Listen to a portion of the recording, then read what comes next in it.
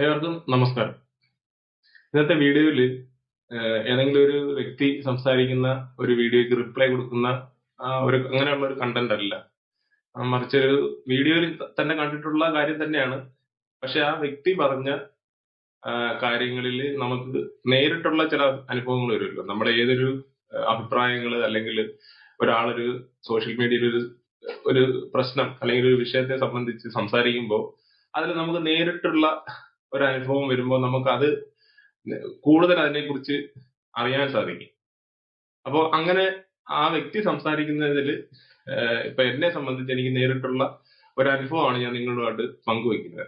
അതായത് ആദ്യമേ ആ വീഡിയോയിലേക്ക് തന്നെ നമുക്ക് പോകാം. കേരളത്തിൽ ജനിച്ച ഒരാളാണ്. ഞാൻ ബീഫ് കഴിക്കും. ഞാൻ ബീഫ് കഴിക്കുന്ന ഫേവറേറ്റ് ഇപ്പോഴും ബീഫാണ്. ഞാൻ കഴിക്കും. ഇത് സെയിം സംഭവം കപ്പൽ ഞാൻ പറഞ്ഞല്ലോ ഇന്റർനാഷണൽ വാട്ടർ ആണ്. അവിടെ നീ ബീഫോ പോർക്കോ ചിക്കനോ നീ എന്ത് വേണമെങ്കിലും കഴിച്ചോ, ആരും നിന്നെ ചോദ്യം ചെയ്യില്ല. അതാണ് റൂള്. എന്നാൽ ഇതേ ബീഫ് ഇപ്പൊ നമ്മൾ ഒരു കപ്പലിൽ ചിലപ്പോൾ 3-4 മലയാളികളായിക്കോളെ. നമ്മൾ ആ 4 മലയാളികളെ ചിലപ്പോൾ ബീഫ് കഴിക്കത്തുള്ളൂ. ബാക്കിയുള്ള നോർത്ത് ഇന്ത്യൻസ് ആയിരിക്കാം, അവർ കഴിക്കത്തില്ല. അപ്പൊ ഞങ്ങൾ ഈ 3-4 പേർക്ക് വേണ്ടിയിട്ട് ഞങ്ങൾ കുറച്ച് ബീഫ് ഉണ്ടാക്കും. എന്റെ ഒരു കപ്പലിൽ ഞാൻ ഇതേപോലെ ബീഫ് ഉണ്ടാക്കി വെച്ചു. ഞങ്ങൾ കഴിക്കാം. ഞങ്ങൾ സൺഡേ ബീഫ് ഉണ്ടാക്കും. കുക്കും ഉണ്ടാക്കൂല കേട്ടോ. ചീഫ് കുക്കും ബീഫ് കൈകൊണ്ട് തൊടില്ല. ഞങ്ങൾ തന്നെ സ്റ്റോർ റൂമിൽ നിന്ന് എടുത്ത് കട്ട് ചെയ്ത് ബീഫ് ഉണ്ടാക്കി സൺഡേ ഞങ്ങൾ ഈവനിങ് ഞങ്ങൾ ബീഫും കാര്യങ്ങളൊക്കെ കഴിക്കും. ഇതിന്റെ കൂടെ എന്റെ അടുത്ത് ചോദിക്കുന്ന ചോദ്യം എന്താണെന്നറിയോ? നിന്റെ പേര് വിഷ്ണു, നീ ഒരു ഹിന്ദു, നീ പിന്നെ എങ്ങനെ ബീഫ് കഴിക്കുന്നു? എന്റെ അടുത്ത് ചോദിച്ച ചോദ്യമാണ്. ഞാൻ മറന്നിട്ടില്ല ഇപ്പോഴും. കാരണം അപ്പൊ ഞാൻ പറഞ്ഞിട്ട് ഒറ്റ കാര്യമുള്ളൂ, ഞാൻ എന്ത് കഴിക്കണം, ഞാൻ എങ്ങനെ ജീവിക്കണം എന്ന് ചിന്തിക്കേണ്ടത് ഞാനാണ്, ചിന്തിക്കുന്നത് ഞാനാണ്, കഴിക്കുന്നത് ഞാനാണ്. നിന്റെ പ്ലേറ്റിൽ എന്താണോ അത് നീ കഴിക്കുക. എന്റെ പ്ലേറ്റിലേക്ക് നോക്കി നീ ഇത് കഴിക്കരുത് എന്ന് പറയാൻ ഒരു അധികാരവും നിനക്കില്ല. അപ്പൊ ഈ ഒരു വീഡിയോ തുടർന്ന് കാര്യങ്ങൾ സംസാരിക്കുന്നുണ്ട്. അതായത് ഒരു കപ്പലിൽ ജോലി ചെയ്തിട്ടുള്ള ഒരു വ്യക്തി, അദ്ദേഹം ആ കപ്പലിനുള്ളിൽ അനുഭവിച്ചിട്ടുള്ള അദ്ദേഹത്തിന് മാനസികമായിട്ട് പ്രശ്നങ്ങൾ ഉണ്ടായിട്ടുള്ള കാര്യങ്ങളാണ് അദ്ദേഹം ആ വീഡിയോയിൽ പറയുന്നത്. അതിൽ നമ്മൾ മൊത്തത്തില് ഓരോ വിഷയത്തെ സംബന്ധിച്ച് ഇതില് വീഡിയോ നീണ്ടുപോകും. അപ്പൊ 2-3 കാര്യങ്ങളാണ് ഞാൻ ഈ ഒരു വീഡിയോയിൽ ഉൾപ്പെടുത്തിയിരിക്കുന്നത്. അപ്പൊ ഈ വ്യക്തി സംസാരിച്ചിരിക്കുന്ന ഈ ഒരു അഭിപ്രായം എന്ന് പറയുന്നത് കേരളത്തിലെ ബഹുഭൂരിപക്ഷം വരുന്ന, അത് കമ്മ്യൂണിസ്റ്റ് പാർട്ടിയിൽ വിശ്വസിക്കുന്നവരും അല്ലെങ്കിൽ കോൺഗ്രസ് പാർട്ടിയിൽ നിൽക്കുന്നവരൊക്കെ ഈ ഒരു നിലപാടിൽ തന്നെയാണ് ഏകദേശം പൊയ്ക്കൊണ്ടിരിക്കുന്നത് നിലവിൽ. അതിൽ നിന്ന് മാറി നേരെ ഓപ്പോസിറ്റ് നിൽക്കുന്നത് ആരാണെന്ന് നമുക്കറിയാം. അത് ഏത് പാർട്ടിയാണ്, ഏത് ആശയമാണെന്ന് നമുക്കറിയാം. അപ്പം സ്വാഭാവികമായിട്ടും നമ്മള് ഒരു സോഷ്യൽ മീഡിയയിലുള്ള ഏതെങ്കിലും ഒരു വിഷയത്തെ സംബന്ധിച്ച് നമ്മൾ റിപ്ലൈ അല്ലെങ്കിൽ കമന്റ് കൊടുക്കുമ്പോൾ നമ്മൾ പറയുന്നത് ഒരുപക്ഷെ കമ്മ്യൂണിസ്റ്റ് പാർട്ടി കോൺഗ്രസിനെ വിമർശിക്കുന്നത് പോലെയല്ല ഒരു സംഘപരിവാരത്തിനുള്ളിൽ നിൽക്കുന്ന ഒരു വ്യക്തിയെ സംബന്ധിച്ച് സംസാരിക്കുന്നത്. തീർച്ചയായിട്ടും അത് വർഗീയതയെ തന്നെയാണ് നമ്മൾ അഡ്രസ് ചെയ്യുന്നത്.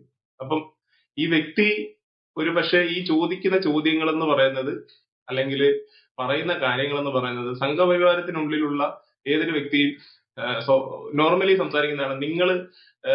നിങ്ങൾ വിചാരിക്കുന്നത് പോലെ ഒരു വർഗീയ പാർട്ടി അല്ല സംഘപരിവാരം അല്ലെങ്കിൽ BJP അല്ലെങ്കിൽ RSS മുന്നോട്ട് വയ്ക്കുന്ന ആശയങ്ങൾ.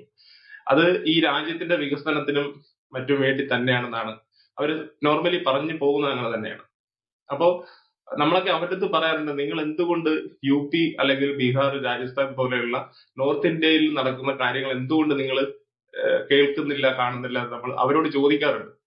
അപ്പൊ സ്വാഭാവികമായിട്ട് ഈ വ്യക്തി അവിടെ നോർത്ത് ഇന്ത്യയിൽ ജീവിച്ച അതിന്റെ അടിസ്ഥാനത്തിൽ സംസാരിക്കുന്നതല്ല, മറിച്ച് ഒരു ചെറിയൊരു വിഭാഗം ആൾക്കാർക്കിടയിൽ ജോലി ചെയ്തതാണ്. അത് കപ്പലിലാണ്. എന്നിട്ട് നമുക്ക് തന്നെ ഉദ്ദേശിക്കുന്ന ഒന്നാണ്. കപ്പലാകുമ്പോൾ അതൊരു തൊഴിലിടമാണ്. അതിനെ സംബന്ധിച്ച് പറയുകയാണെന്നുണ്ടെങ്കിൽ ഇന്ത്യയിലെ എല്ലാവിധ സംസ്ഥാനങ്ങളിൽ നിന്നൊക്കെ ആൾക്കാർ ആ ഒരു കപ്പലുമായിട്ട് ബന്ധപ്പെട്ട് ജോലി ചെയ്യുന്നുണ്ട്. അപ്പം ചെറിയൊരു അളവിലുള്ള ആൾക്കാർക്ക് പോലും ഈ വ്യക്തിയെ ഉൾക്കൊള്ളാൻ പറ്റുന്നില്ല എന്ന് നമ്മൾ മനസ്സിലാക്കേണ്ടിയിരിക്കുന്നു. അതായത് ഇപ്പം പ്രവാസികളായിട്ടുള്ള ആൾക്കാരുണ്ട്.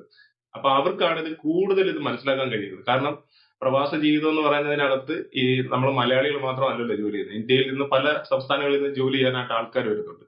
അപ്പൊ അവർക്കിടയിലും ഈ രീതിയിലുള്ള അനുഭവങ്ങൾ ഉണ്ടായിട്ടുള്ളവര് ഈ പ്രവാസ ജീവിതത്തിൽ അല്ലെങ്കിൽ പ്രവാസികളായിട്ടുള്ളവരുണ്ടാകാം. അത് ലേഡീസ് ആയാലും ശരി, ജെന്റ്സ് ആയാലും ശരി. ഏറ്റവും കൂടുതൽ ജെന്റ്സ് ആയിട്ടുള്ളവരായിരിക്കും ഇത് അനുഭവിച്ചിരിക്കുക. അപ്പൊ ഞാനും ഇതുപോലെ ഒരു പ്രവാസ ജീവിതം ജീവിച്ച ആളാണ്. അപ്പോ എനിക്ക് നേരിട്ട് ഇതുപോലെയുള്ള അവസ്ഥ നേരിടേണ്ടി വന്നിട്ടുള്ളത് മാത്രമല്ല, ഇത് ഈ വ്യക്തിയെ ഒരുപക്ഷെ ഒരു കളിയാക്കല് അല്ലെങ്കിൽ എന്തെങ്കിലും രീതിയിൽ ഒരു എന്താ പറയാ ഒരു സംസാരത്തിന്റെ ഇടയിൽ മാത്രമേ അദ്ദേഹത്തെ നിർത്തിയിട്ടുള്ളൂ. പക്ഷെ എന്നെ സംബന്ധിച്ച് ഏകദേശം ഒരു 5.5-6 വർഷത്തോളം, അത് അന്ന് എനിക്ക് വലിയ പ്രായമില്ല. അപ്പോ ഒരു 22 വയസ്സിൽ ആണ് ഞാൻ ഗൾഫിലേക്ക് പോകുന്നത്. അപ്പൊ അവിടെ ആ 5-6 വർഷം ഞാൻ ജോലി ചെയ്തത് ഈ രീതിയിൽ ചിന്തിക്കുന്ന ആൾക്കാർക്കിടയിൽ നിന്നുകൊണ്ടാണ്. അപ്പൊ എനിക്ക് ഒന്ന് കുടുംബത്തിലെ പ്രശ്നങ്ങളുണ്ട്, അത് നമുക്ക് മാനസികമായിട്ട് ബുദ്ധിമുട്ടാണ്.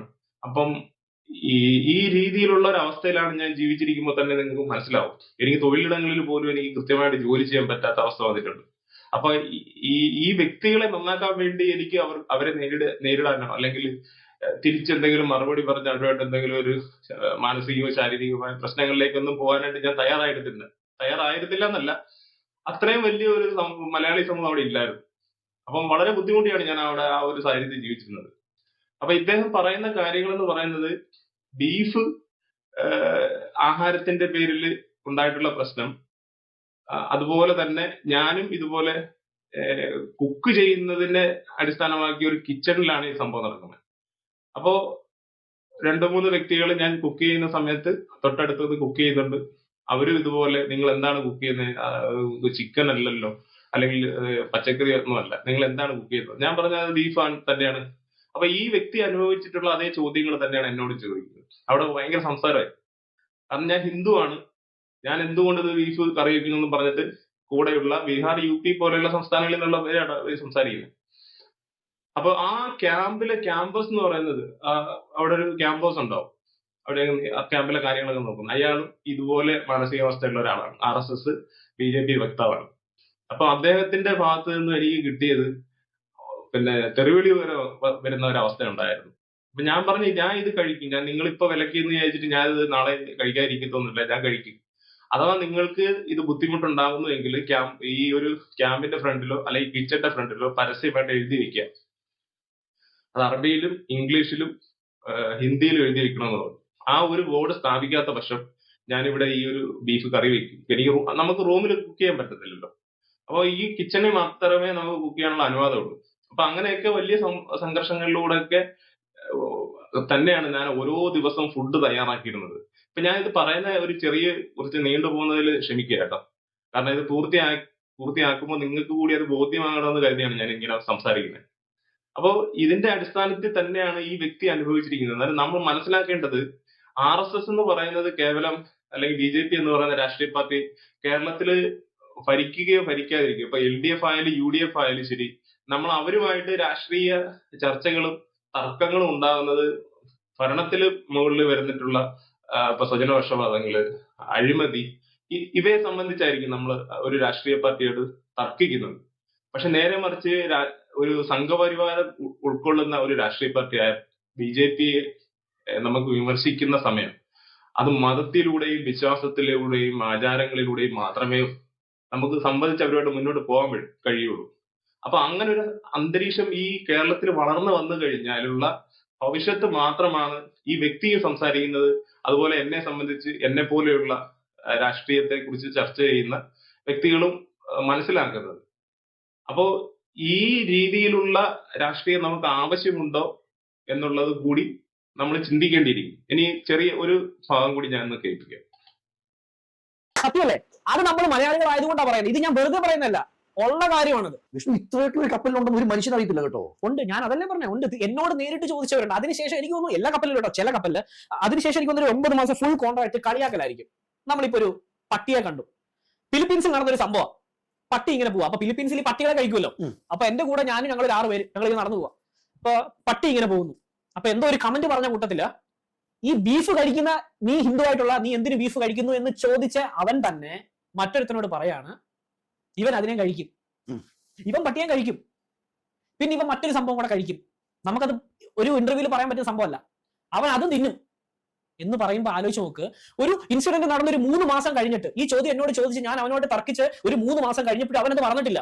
അപ്പോ നമ്മുടെ ജീവിതത്തിൽ ഉടനീളം ഈ ഒരു മതത്തിന്റെ പേരിൽ മാത്രമല്ല, ജാതിയുടെ പേരിൽ മാത്രമല്ല, വസ്ത്രത്തിന്റെ പേരിൽ മാത്രമല്ല, നമ്മൾ ആഹാരം കഴിക്കുന്ന നമ്മൾക്കറിയാം, ഭക്ഷണം എന്ന് പറയുന്നത് നമ്മൾ മനസമാധാനത്തോടെ സന്തോഷത്തോടെ കുടുംബത്തിനുള്ളിൽ അല്ലെങ്കിൽ നമ്മുടെ കൂട്ടുകാർക്കിടയിലൊക്കെ ഇടപെടുന്ന ഒരു സംഭവമാണല്ലോ ഭക്ഷണം എന്ന് പറയുന്നത്. നമ്മളിപ്പോ ഏതെങ്കിലും ഒരു ഫ്രണ്ട്സുമായിട്ട് ഒന്ന് ട്രീറ്റ് ചെയ്യുന്നത് പോലും ഒന്നുകിൽ ഒരു ചായ സൽക്കാരം അല്ലെങ്കിൽ ഒരു ഭക്ഷണം, ഇങ്ങനെയൊക്കെയാണ്. അപ്പൊ ഇങ്ങനെയുള്ള ഇടങ്ങളിൽ പോലും സംഘപരിവാരത്തിന്റെ ഇടപെടൽ എന്ന് പറയുന്നത് അതിഭീകരമാണ്. നിങ്ങൾക്ക് നേരിട്ടുള്ള അനുഭവങ്ങൾ, അതായത് പ്രവാസ ജീവിതത്തിൽ നിങ്ങൾ നേരിട്ടിട്ടുള്ള എന്തെങ്കിലും അനുഭവങ്ങൾ നിങ്ങൾക്ക് അനുഭവം ഉണ്ടെങ്കിൽ മാത്രം, അല്ലാതെ ഈ ഒരു വിഷയത്തെ സംബന്ധിച്ച് നേരിട്ട് അനുഭവം ഇല്ലാത്ത ഒരു അഭിപ്രായം എഴുതണമെന്നില്ല. എന്തു തന്നെയായാലും അറിയിക്കുക. നന്ദി, നമസ്കാരം.